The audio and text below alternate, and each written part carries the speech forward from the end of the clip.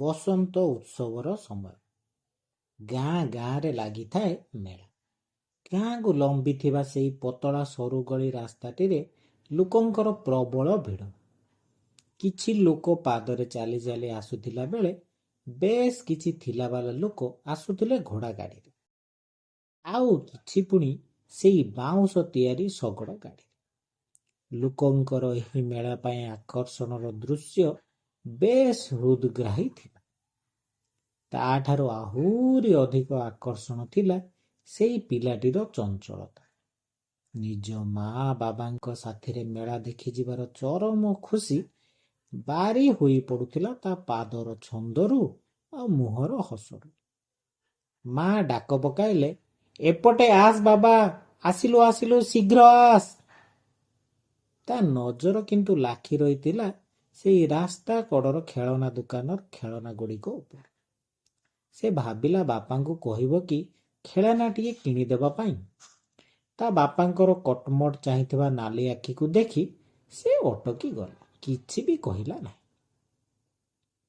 ମା ତାର ମନ ଭୁଲାଇବା ପାଇଁ ତାକୁ କହିଲେ, ଏଇ ଦେଖ, ସେପଟେ ଦେଖ, କି ସୁନ୍ଦର ଦିଶୁଛି ଦେଖ। ସେ ଆଖି ଉଠାଇ ଚାହିଁଲା ତ ଦିଶିଗଲା। ମାଇଲ ମାଇଲ ଦୂର ଯାଏ ଲମ୍ବିଥିବା ସୁନା ରଙ୍ଗ ଫୁଲର ସେ ସୋରିଷ କ୍ଷେତ। ତା ଉପରେ ଉଡ଼ି ବୁଲୁଥିଲେ ବାଇଗଣୀ ରଙ୍ଗର ପ୍ରଜାପତି। ସେ ଫୁଲ ଓ ପ୍ରଜାପତି ଏତେ ସୌନ୍ଦର୍ଯ୍ୟରେ ଭରପୁର ଥିଲେ ଯେ କେହି ବି ଟାଣି ହେଇଯିବ ସେମାନଙ୍କ ଆଡ଼େ। ପିଲାଟି ବି ଅବାକ ହୋଇ ଚାହିଁ ରହିଲା। ଏତିକି ବେଳେ ମା ପୁଣି ତାକୁ ଡାକ ପକେଇଲେ, ଆ ଏଇପଟେ ଆ, ଶୀଘ୍ର ଆ, ଏଇ ଛାଇ କଡ଼କୁ ଆ। ସେଇ ରାସ୍ତା କଡ଼ର ନଳକୂଅର ଛାଇ ପାଖରେ ଜମିଥିବା ପାଣିରେ ଦୃଶ୍ୟ ହେଉଥିଲେ ଅସଂଖ୍ୟ ଛୋଟ ଛୋଟ ପୋକଜୁ। ସେମାନେ ବି ତା ଦୃଷ୍ଟି ଆକର୍ଷଣ କରିନେଲେ ସେମାନଙ୍କ ନିଜ ଆଡ଼େ। ନଳକୂପ ଉପରେ ଥିବା ଏକ ବଡ଼ ଗଛଟିରେ ଥିଲା ଗୋଟିଏ ଫୁଲକୁଞ୍ଜ। ତାକୁ ଛୁଉଁ ଛୁଉଁ ତା ଉପରେ ଲଦି ହୋଇ ପଡ଼ିଥିଲେ ବେଶ କିଛି ଫୁଲ।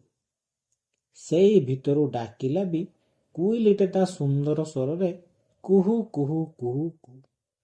ପିଲାଟି କରି ଉଠିଲା, ବାବା ଶୁଣ, କୁଇଲି ଡାକୁଛି, କୁକୁ କୁ। ଅନ୍ୟ ମନସ୍କତାରେ ତା ହାତରୁ ଗଳି ପଡ଼ିଥିଲା ସେଇ ସାଉଁଲା ଫୁଲଟି। ବାବା ଶୀଘ୍ର ଆସେ ଏଇପଟେ। ମା ଓ ବାବା ତାର ଲୁଚି ଯାଉଥିଲେ ସୋରିଷ କ୍ଷେତର ଆଢ଼ୁଆଳରେ। ସେ ଧାଇଁଲା ଦ୍ରୁତ ଗତିରେ ତା ମା ବାବାଙ୍କ ନିକଟ। ଏବେ ନିକଟବର୍ତ୍ତୀ ହୋଇ ଆସୁଥିଲା ମେଳାର ମୁଖ୍ୟ ଜାଗା।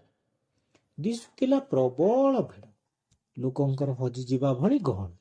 ମେଳା ଭିତରେ ପଶୁ ପଶୁ ତା କାନରେ ପଡ଼ିଲା ମିଠେଇ ବାଲାର ଡାକ, ଏପଟେ ଆସ, ମିଠା ନିଅ ମିଠା, ଗୋଲାପ ଜାମୁନ, ରସଗୋଲା, ବରଫି, ଜିଲାପି, ସୁଆଦିଆ ଜିଲାପି।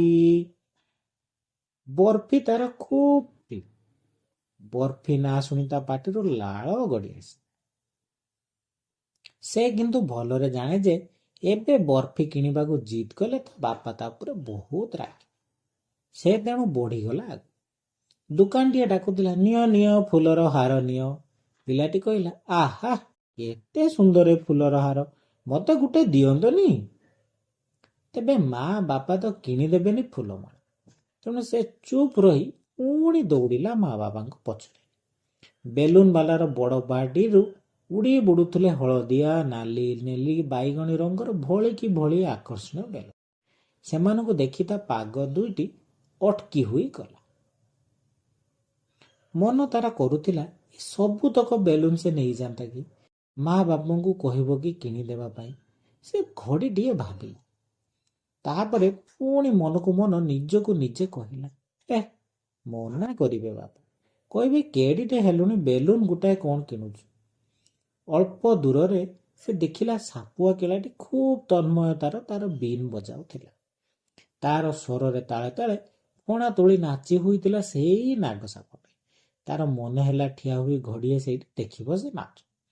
ତେବେ ମା ବାପା ଆଗକୁ ବଢ଼ି ଯାଉଥିବା ଦେଖି ସେ ତାଙ୍କ ପଛେ ପଛେ ଧାଇଁଲେ। କିଛି ଦୂର ଆଗରେ ଦୃଶ୍ୟ ହେଉଥିଲା ବଡ଼ ବଡ଼ ଦୋଳି। ସେ ଦେଖିଲା ସେଇ ଦୋଳିରେ ବସିଥିବା ସ୍ତ୍ରୀ ଓ ପୁରୁଷ ଓ ଛୋଟ ଛୋଟ ଛୁଆମାନ।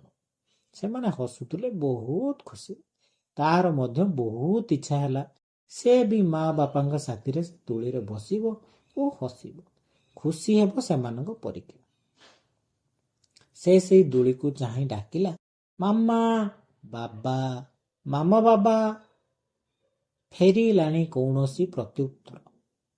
ଏବେ ଭୟରେ ସେ ଫେରି ଚାହିଁଲା ପଛୁ। ଦେଖିପାରିଲା ନାହିଁ ମାଙ୍କୁ ବାବାଙ୍କୁ। ତା ମନରେ ହଠାତ୍ ଛନକା ପଶିଗଲା। ଗଳି ପାଖକୁ ଯାଇ ଭିଡ଼ ପାଖକୁ ଯାଇ କେତେ ଖୋଜିଲା ସେ ତାର ମା ବାବାଙ୍କୁ। କାହିଁ ସେମାନେ ତ କୋଉଠି ବି ନଥିଲେ। ଏବେ ଭୟରେ କାନ୍ଦିବାକୁ ଆରମ୍ଭ କରିସାରିଥିଲା ସେ। ଏପାଖେ ଦୌଡୁଥିଲା ସେପାଖେ ଦୌଡୁଥିଲା, ଭୟରେ ସେ ଏପଟ ସେପଟ ହେଇଯାଉଥିଲା। ପାଟିରୁ ଖାଲି ତାର ଶୁଭୁଥିଲା ମାମା ମାମା, ବାବା ବାବା। ପଡ଼ି ଉଠି ଧାଇଁବା ବେଳେ ଦେହ ସାରା ଲାଗି ସାରିଥିଲା କାଦୁଅର ଛିଟା।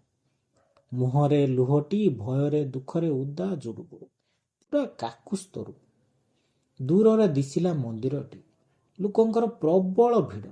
ସେ କେଉଁ ଏକ ଆଶାରେ ଦୌଡ଼ିଗଲା ସେଇ ମନ୍ଦିର ଯାଏ। ଲୋକଟିଏ ତାର ଏମିତି ଅବସ୍ଥା ଦେଖି ତାକୁ କୁଳେଇ ନେଲା। ପଚାରିଲା, ପୁଅ କ'ଣ ହୋଇଛି, କାହାକୁ ଖୋଜୁଛୁ?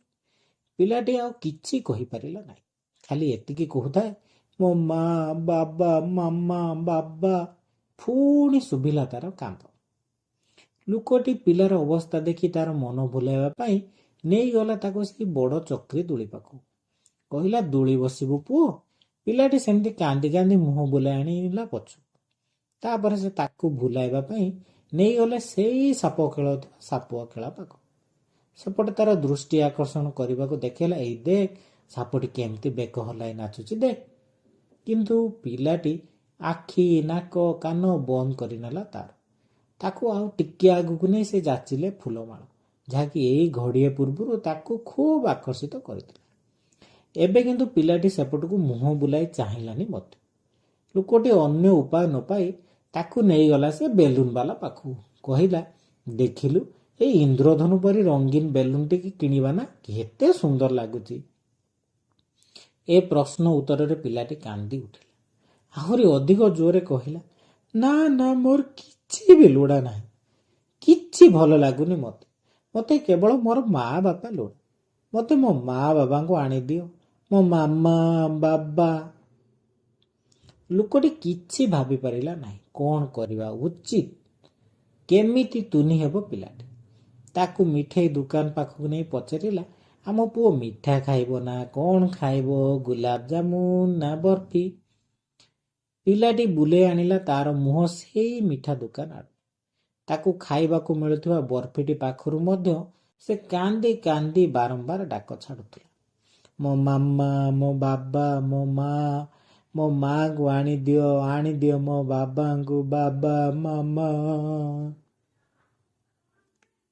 ଦେଖିଲେ ତ ପିଲାମାନେ କେମିତି କେତେ ଭଲ ପାଆନ୍ତି ତାଙ୍କ ମା ବାପା। ଆମ ଗପଟି ଆପଣମାନଙ୍କୁ ବହୁତ ଭଲ ଲାଗିଲେ ଆଉ ହୃଦୟସ୍ପର୍ଶୀ ହେଲେ ଗପଟିକୁ ଲାଇକ୍, ସେୟାର ଏବଂ ସବସ୍କ୍ରାଇବ କରିବାକୁ ଭୁଲିବେ ନାହିଁ। ଆମକୁ ବହୁତ କଷ୍ଟ ହେଉଛି ଗପଟିକୁ ଲେଖିବା ପାଇଁ, ତାକୁ ରେକର୍ଡ କରିବା ପାଇଁ। ଆପଣମାନଙ୍କର ଗୋଟେ ଗୋଟେ ସବସ୍କ୍ରାଇବ ଆଉ ସେୟାର ଆମମାନଙ୍କୁ ହौसला ବଢ଼େଇବ, ଆମ ମନରେ ଆହୁରି ଗପ ଲେଖିବା ପାଇଁ ଇଚ୍ଛା ଅଭିଳାଷ ଭରିଦେବ। ତେଣୁ ଆପଣଙ୍କୁ ଏତିକି ରିକ୍ୱେଷ୍ଟ କରୁଛି, ଆପଣ ଗପକୁ ବହୁତ ଜାଗାରେ ସେୟାର ଆଉ ଗୋଟେ ଗୋଟେ ସବସ୍କ୍ରାଇବ କରନ୍ତୁ। ପୁଣି ଦେଖା ହବ ଆପଣଙ୍କୁ ନେକ୍ସଟ ଗପରେ।